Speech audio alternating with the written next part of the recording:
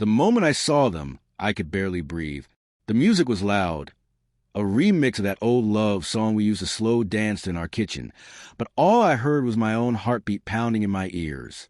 There, beneath the spinning disco ball that cast cheap gold light over the packed reception hall, was my wife, Sarah, pressed against another man. Not just dancing, pressed. His hand was low on her back, fingers spread like he owned the curve of her spine. Her head tilted up, laughing at something he whispered, and the way their bodies moved together, it wasn't innocent. It wasn't just dancing. I froze near the bar. The whiskey I had been nursing suddenly tasted sour. 8 years of marriage. 2 kids asleep at her parents' house. And there she was, glowing in another man's arms the way she used to glow for me. I told myself it was nothing. People dance at weddings. Sarah loves to dance. I hate it. Always have. She never pushes me anymore. But the way her fingers curled into his collar, the way she let him pull her closer when the beat slowed, my stomach twisted. Then he spun her, and for a heartbeat, her eyes swept the room and locked on mine. The smile on her face vanished. I didn't wait. I turned, shoved past laughing cousins and tipsy co-workers, and walked straight out into the cold October night. My hand shook so badly I could barely get the car key into the ignition. I drove. No destination. Just away. 20 minutes later, my phone blew up. Sarah. Sarah. Sarah. I let it ring until voicemail swallowed every panic. Baby, where are you? I ended up at our house, dark, empty. I sat on the couch, still in my suit, staring at our wedding photo above the fireplace. Her in white, me looking at her like she was oxygen. I laughed once, ugly, broken, and it turned into a sob I didn't know I still had. At 2:17 a.m., the front door opened. Her voice cracked. High heels clicked across the hardwood. She appeared in the doorway, hair messy, lipstick gone, eyes red. Oh, God, there you are. I've been calling. Who was he? My voice sounded like gravel. She froze. Color drained from her cheeks. It was just Mark from work. We were just dancing, I swear. Don't. I stood up slowly. Don't lie to me with that word. She broke down, ugly crying, the kind that twists your face and makes nothing look pretty. It meant nothing. It was stupid. The champagne, the music. I got caught up. I stopped it, Jake. I swear I stopped it the second I saw you. You stopped it when... I asked, voice shaking. After his tongue was down your throat on the dance floor. Her hand flew to her mouth.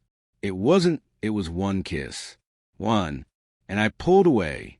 I was coming to find you. But you didn't come find me before you let him touch you like that. My voice broke. 8 years. 8 years, Sarah. I thought we were solid. I trusted you with everything. My insecurities, my worst days, my whole life. And you let some guy in a cheap suit make you feel young again for 3 minutes. She crossed the room, reaching for me. Jake, please. I stepped back. Do you love him? God, no, she cried. It was nothing. A mistake. I love you. I looked at her. Really looked. The woman I had carried over the threshold. The woman who kissed scraped knees and fell asleep on my chest every night. And something inside me cracked wide open. Then why wasn't I enough tonight? I whispered. She had no answer. Just tears sliding down her cheeks. I walked past her up the stairs. She followed, pleading, voice breaking on every promise. I'll delete his number. I'll quit the job. I'll do anything. I closed the bedroom door, locked it, and sat on the floor with my back against it while she cried my name through the wood. The next morning, I moved into the guest room. We tried. God, we tried. Counseling. Date nights that felt like funerals. I checked her phone like a junkie looking for a fix, and hated myself for it. Every time she laughed at a text, my chest caved. Every time she reached for me in bed, I flinched. 3 months later, I came home early and found a note on the kitchen counter. I can't breathe in this house anymore. I'm staying with Mom for a while. I'm so sorry, Jake. I broke us. I know that. But watching you look at me like I'm already gone is killing me slower than anything else. I still love you. I always will. If you ever want to try again, I'll be waiting, no matter how long it takes. I read it 10 times, then 20. That night, I did something I hadn't done since the wedding reception. I put on music, our song, the one from our kitchen dances. I stood in the living room alone, eyes closed, and for the first time in months, I cried. Not from anger, but from missing her so badly it hurt like dying. 2 weeks later, I showed up at her mom's house with coffee and tired eyes that didn't lie. She opened the door in my old college hoodie, hair in a messy bun, no makeup. She looked like the girl I married. I don't know how to trust you again, I said before she could speak, but I know I can't live without you. So slow, painfully slow.